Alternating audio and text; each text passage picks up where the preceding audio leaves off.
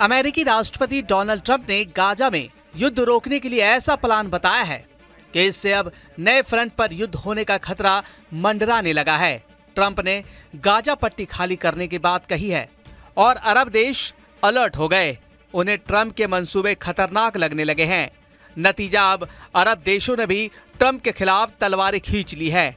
Donald Trump ने हाल ही में फलस्तीन Israel विवाद को सुलझाने के लिए एक नया प्लान पेश किया है। ट्रंप ने गाजा पट्टी को खाली करने और यहाँ के लोग मिस्र और जॉर्डन और दूसरे अरब देशों में बसाने की बात कही है। ट्रंप का यह प्लान विवादों में घिर गया है। इसका अरब देशों और फलस्तीन के साथ दुनिया भर के लोगों ने विरोध किया है। अमेरिका के करीबी जॉर्डन और सऊदी जैसे मुल्क भी इस योजना को सिरे से खारिज कर रहे हैं और एक्सपर्ट का कहना है कि ये योजना कहीं से भी सही नहीं है, क्योंकि ये फलस्तीन इजराइल के 2 स्टेट समाधान के भी खिलाफ है, जिसे दुनिया का बहुत बड़ा हिस्सा मान्यता देता रहा है। ऐसे में इससे फलस्तीन के साथ साथ अरब देशों में भी अशांति फैल सकती है, क्षेत्रीय तनाव पैदा हो सकता है। रिपोर्ट के मुताबिक ट्रंप की इस योजना का मतलब 2 राष्ट्र समाधान की मौत होना है। 2 राष्ट्र समाधान के तहत यहूदियों के लिए इजराइल और अरबों के लिए फलस्तीन नाम के 2 देश बनाने की बात कही गई है। अमेरिका ने भी इस नीति का लंबे समय से समर्थन किया है, लेकिन ट्रंप ने इसको पूरी तरह से नकार दिया है। ट्रंप की योजना में कई अंतर्राष्ट्रीय कानूनों का भी उल्लंघन है।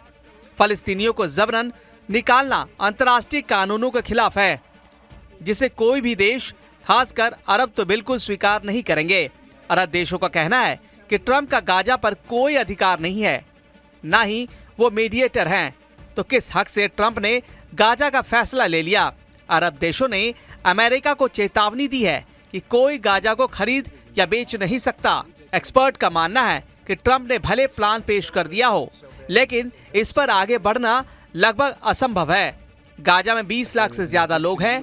इनमें से कई हमास, PIJ और दूसरे सशस्त्र समूहों के सदस्य हैं। इजराइल से लगातार लड़ रहे इन लड़ाकों को अपनी जमीन छोड़ने पर मजबूर करने का कोई तरीका अमेरिका के पास नहीं है।